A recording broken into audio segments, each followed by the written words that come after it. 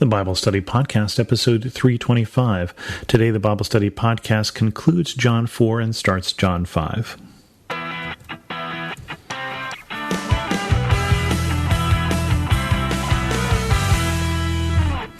Welcome to the Bible Study Podcast. I'm your host, Chris Christensen.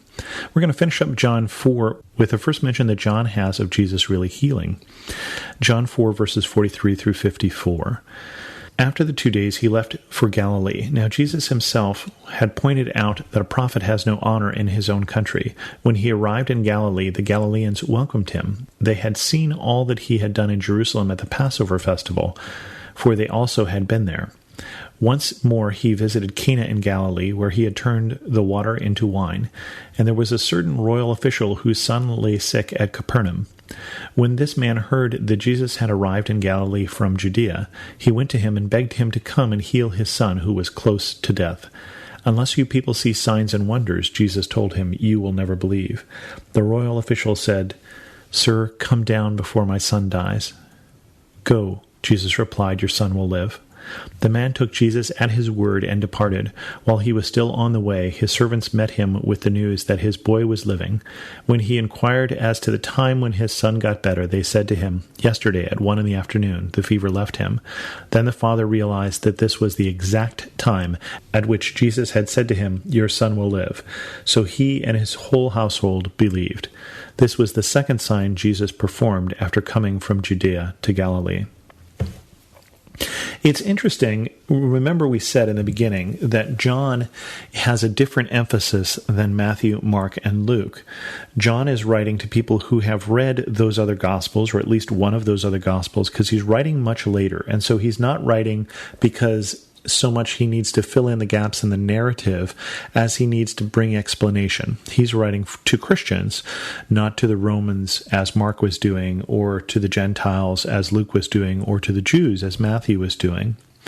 And so we're in John 4, and by this time Mark would have gotten through probably a dozen miracles, because Mark is writing the Romans and he's writing about the power of Jesus. But John is not emphasizing that as much, and so he's gone into much more theology as he started out. He's gone into the turning water into wine. And then finally here he's gotten in John 4, almost the end of John 4, Jesus healing someone. And interestingly enough, this one not even being laying his hands on them and healing, but healing at a distance. And so this man comes to Jesus whose son is dying. And he's apparently come a ways, because as he's heading back, he learns that the boy was healed yesterday. And so it's taking him a while to get home again. And so he comes to Jesus and he says, please heal my son. And Jesus says, if you don't see signs, you won't believe. But he says, Sir, come before my child dies. All I care about is my child. All I care about is, will my child live? And so Jesus looks at the man and says, your son will live. Go. And I love the next line in the story. It says, the man took Jesus at his word and departed. Okay.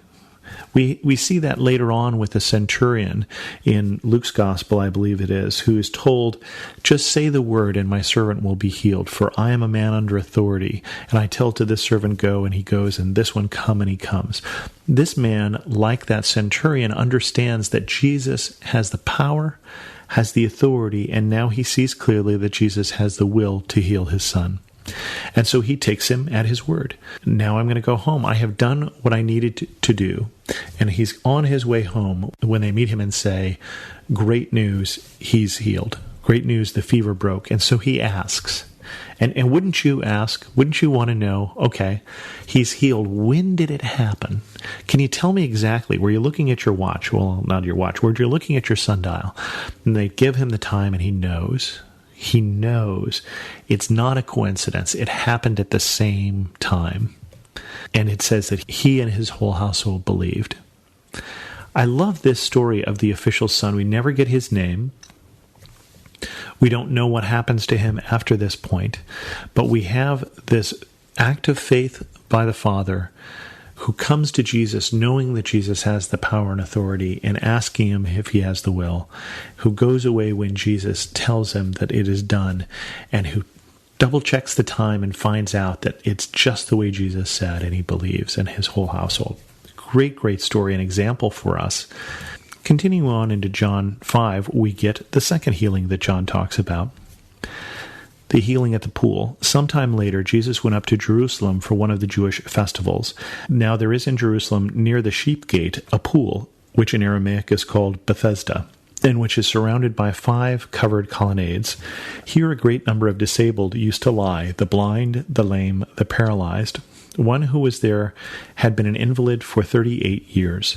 When Jesus saw him lying there and learned that he had been in this condition for a long time, he asked him, "Do you want to get well?" "Sir," the invalid replied, "I have no one to help me into the pool when the water is stirred. While I am trying to get in, someone else goes down ahead of me." Then Jesus said to him, "Get up, pick up your mat and walk." At once the man was cured. He picked up his mat and walked. The day on which this took place was the Sabbath. And so the Jewish leaders said to the man who had been healed, "It is the Sabbath. The law forbids you to carry your mat." But he replied, "The man who made me well said to me, 'Pick up your mat and walk.'" So they asked him, "Who is this fellow who told you to pick it up and walk?" The man who was healed had no idea who it was, for Jesus had slipped away into the crowd that was there.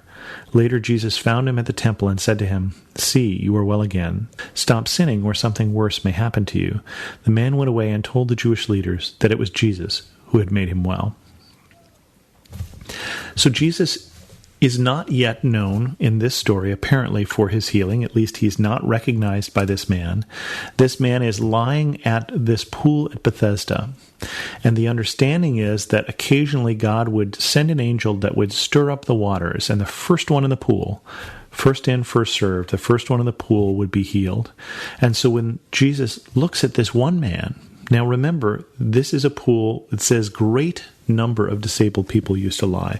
We don't know why Jesus looks at this one man and doesn't do this for everyone in the pool.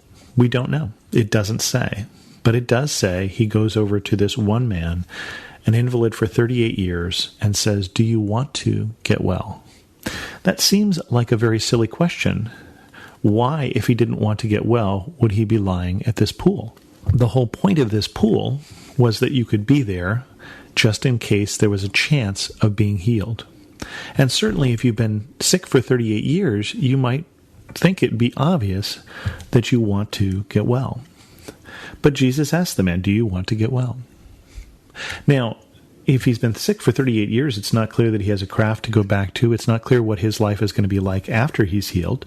So it's a fair question. But the man says, "Well, sure, but I've got a problem. My problem is that the way this system works, it's hard for me as a lame person because, the guys who are, basically as those guys who are deaf, they can see the water being stirred up and they can jump right in. And those of us who are blind don't see, and those of us who are lame can't get there or paralyzed."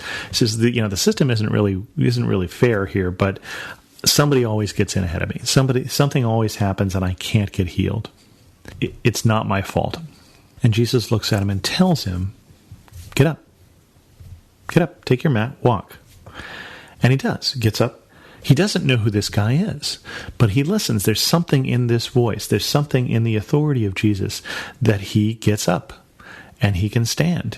38 years he hasn't been standing. His muscles would have atrophied. They're apparently healed. He stands, he picks up his mat, and he goes home, apparently. And as he's walking, the Jewish leaders say, "Hey, what you doing? It's Saturday. It's the Sabbath. It's the Sabbath day, and you're carrying your mat. You're not supposed to do that."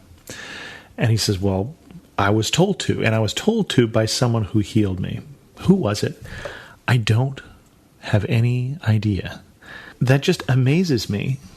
Jesus has come into this man's life. He has changed this man's life in a profound fashion, and apparently in all of the getting up and taking mat and walking, all of that whole, "Hey, I'm healed and I'm on my way," he's forgotten to even ask who did this.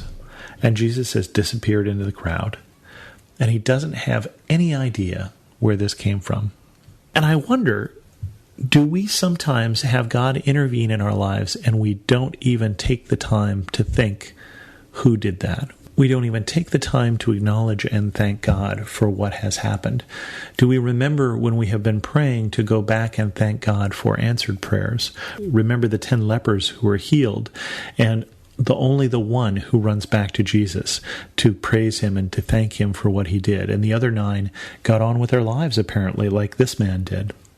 But this man doesn't know who it is until Jesus comes to him and says, interestingly enough, stop sinning, or something worse may happen. Now, we talk quite often about, at the understanding at that time, is that disease would be a response to sin.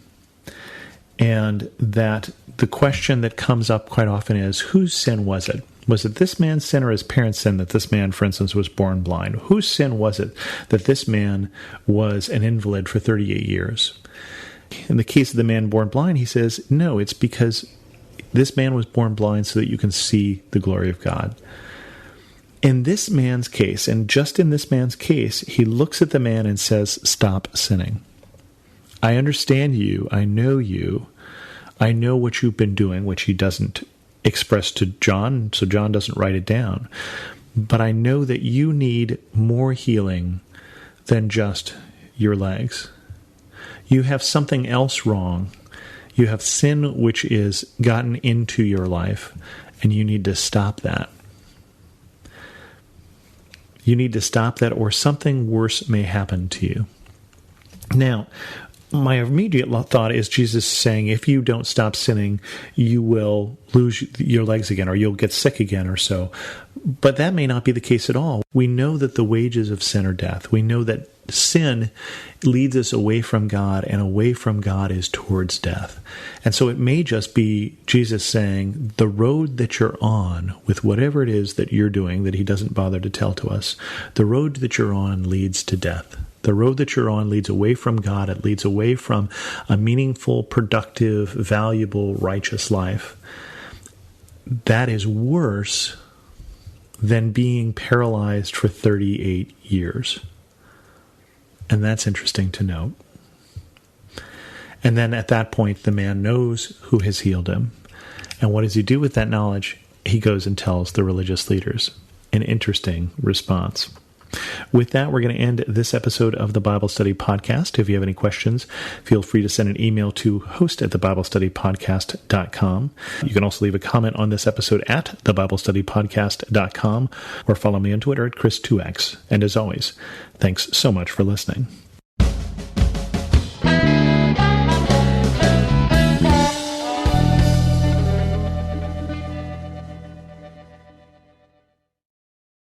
I'm Dr. Lauren DeVille, a practicing naturopathic physician in Tucson, Arizona. In my podcast, Christian Natural Health, my guests and I discuss topics ranging from nutrition, sleep, hormone balancing, and exercise to specific health concerns like hair loss, anxiety, and hypothyroidism.